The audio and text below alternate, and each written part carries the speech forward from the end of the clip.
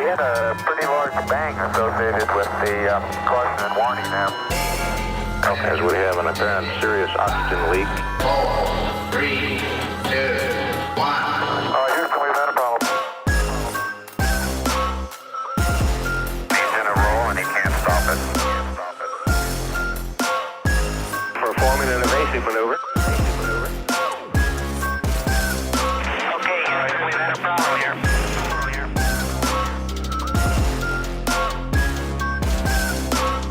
I think we need to do a little more all-weather testing. Welcome to space.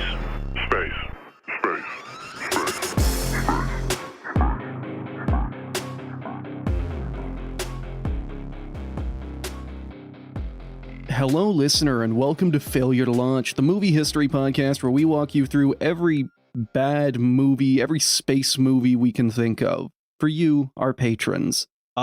We are your hosts, Quinn, he, him. Chris, he, him.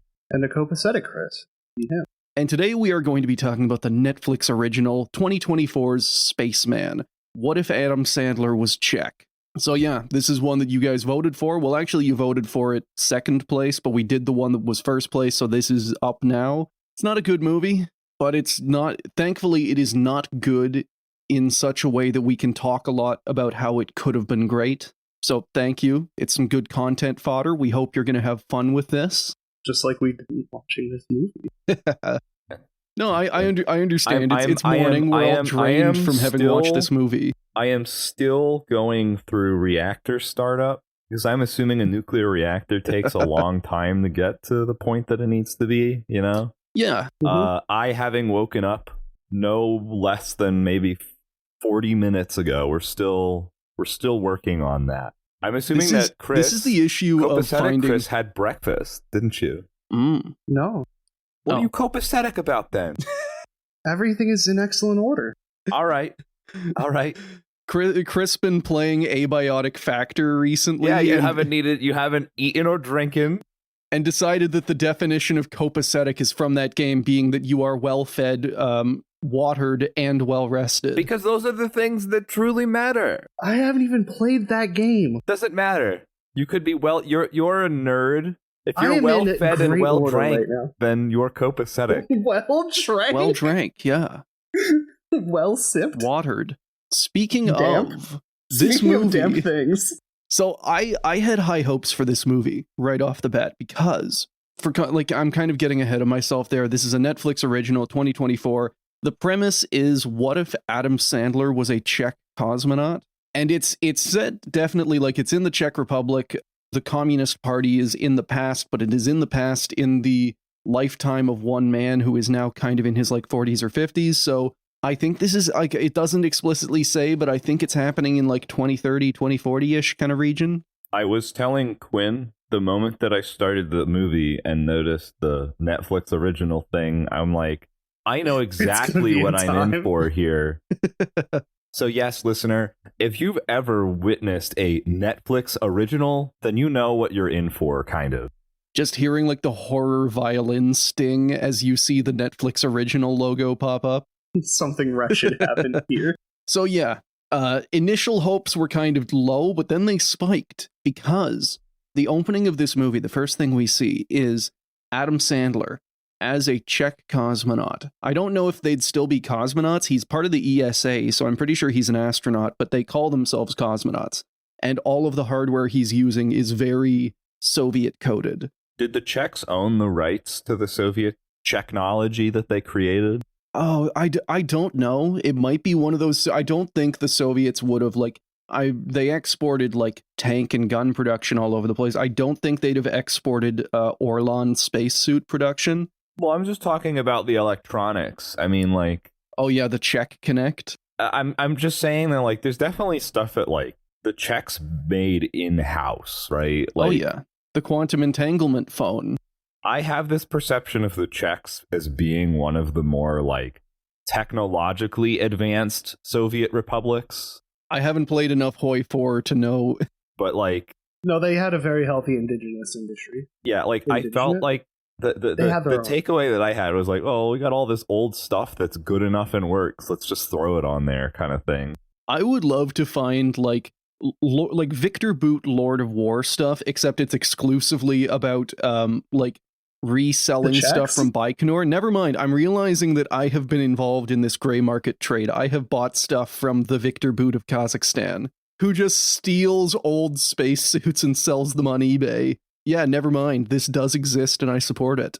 But the reason my hopes went up initially is because the first thing we see is Adam Sandler as Yakub. How do they pronounce it? Yakub? Yakub? Yeah, it's Jakub. But anyway, this is Adam Sandler. He is a Czech cosmonaut. For our more informed listeners, it's the different Yakub. So Yeah. there's nothing Yakubian about this movie, unfortunately. That was floating in the back of my head throughout. And the first thing we see is Adam Sandler, and he's walking through a forest stream. It's very well shot. It's a very beautiful scene. He is wearing a full Soviet Orlan spacesuit, like a full EVA suit. It's got the huge back hatch. Cannot be worn in gravity. I don't care. It's a nice soft blue. He's kind of trudging through the water. And I want to say that this is going to set up like a running thing, except the movie only references this going forward like one other time, which I think is part of what you said, Chris, about it trying to do way too much and not doing enough of any of it. We're trying to set up the myth of the Rusalka.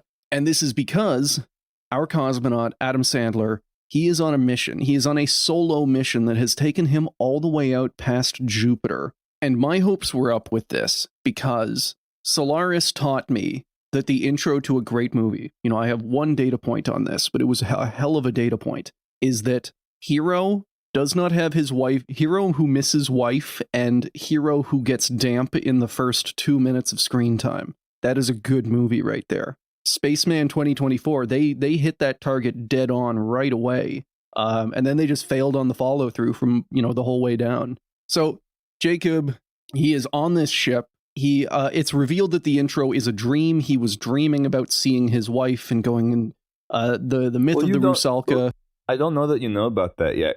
I don't think that he saw her in that part. I think it was just him being like on Earth or an Earth-like planet and then being woken up. And it's like, I interpreted that as yeah, man, he's been on this mission for so long that he's like so isolated and he misses Earth. And like, that's a takeaway that we've taken from like at least 2 of the other movies that we've watched. He is crucially on day 189 of a 1-year mission. He has gone out towards Jupiter, and it is going to be another half year for him to get back. And he gets woken up. He goes through his morning routine. The prop work and the design work in this movie goes back and forth between incredible and kind of like lackluster. The inside of the spacecraft and the zero-G effects are great. In kind of keeping with the theme of the movie, it's very Soviet space station vibes. A lot of kind of like beige padding. The interior is great. And my favorite part has come like 2 minutes into this movie. He gets woken up, and the thing that wakes him up and will continue to haunt him through this entire movie is that his toilet is fucking broken. And they do incredible prop work. I went and I checked. The space toilet that he uses is almost like it's perfectly a mere space toilet. Very similar to the one on the Russian segment of the ISS right now. It's even got like the urine hose that he uses. I also want to say that I liked how like this introductory sequence of the craft was shot, because the angles are always different that the camera's positioned at. That really gives it that like disorientating zero genus. Yeah.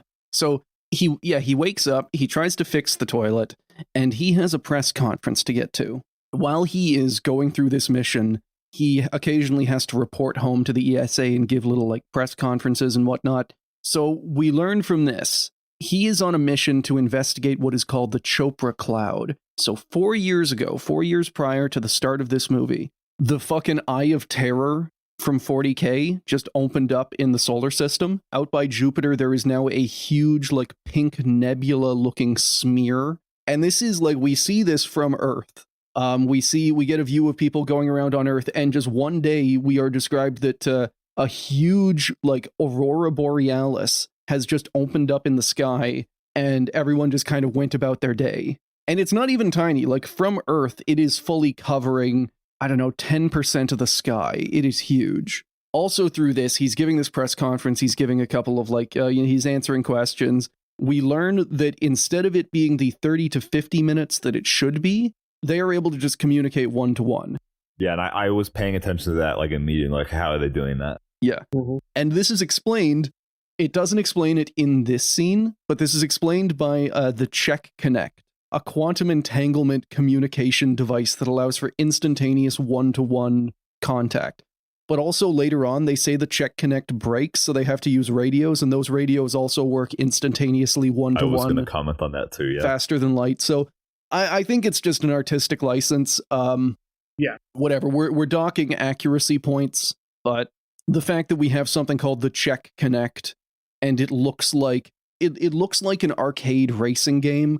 Like, it's got the full little roof on it. It's this big pod you have to sit in. You get strapped into the internet chair. Yeah, and then you get to talk to your wife who doesn't talk to you. When I'm now wondering, was this movie offered to us just on a whim, or do we have Czech listeners? No, it was. I put out a poll on Patreon asking, like, I guess 2 months ago now, asking what people wanted, and the first thing they wanted was Aolamea.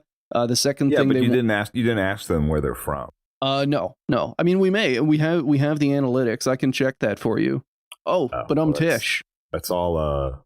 We have that's also like corporate of you. You know, we like, have where's European the grassroots listeners just asking people about where they're from. I mean, you know what I'm saying? Yeah. It's like a come on, brain, work for me. It's like a loot box. It's like a loot box or a gotcha poll of like, what's this listener from? Oh, this listener's from Poland. What about you? I'm in Guam. You know? Yeah. Isn't that fun? We could just Am I just psychotic? Like, what's my fucking issue? Like 2 minutes ago, I lost track of what you were talking about. Jesus, I haven't even been talking for 2 minutes, Quinn. What the fuck is happening? So the ship is called the psychotic? Janhus, the Janhus, whatever, the Janhus 1. And also in the course of this press conference, he has to like take some questions from the public. The thing that astronauts do, like, oh, you know, this kid has a question, and this elementary school, they want to know how you go to the toilet. And the only question he gets is from a 6th grader, from a little girl who instantly just calls him like, yo, I heard it said that you're the loneliest fuck in the universe. How does that make you feel, you piece of shit? And then he's like, well, you know, I think you mean that like I'm many, like, millions of kilometers away from the nearest human. And she clarifies like, no, I mean like emotionally, like you're alone. She's gonna start commenting on his wife if they let her go. See, that one thing this movie does have well is that like random one-off characters will just accurately call Jacob just a disgusting piece of shit. Isn't that also just kind of like an Adam Sandler thing? Like, isn't there always like an annoying child in the Adam Sandler movies that just like calls him out and he wants to like punch them, but he can't because they're kids, right? Yes, although I do wonder how much of like normal Adam Sandler that we're used to makes it into this movie. Well, I mean, he's not the one directing this movie, right? So I would love to see like Jacob having some like Happy Gilmore moments. Yeah, I was expecting like that kind of Adam Sandler taste to break through in this movie, even if it was just like one thing. It's like you're one fuck in a PG-13 movie. Yeah. I was waiting to see at any point that if an Adam Sandler gag was going to happen, and thankfully it didn't. But I mean, it could have livened things up a little bit. Yeah, but I don't know. I think that completely there is only, in my opinion, one funny moment in this movie, and Adam Sandler is not part of it.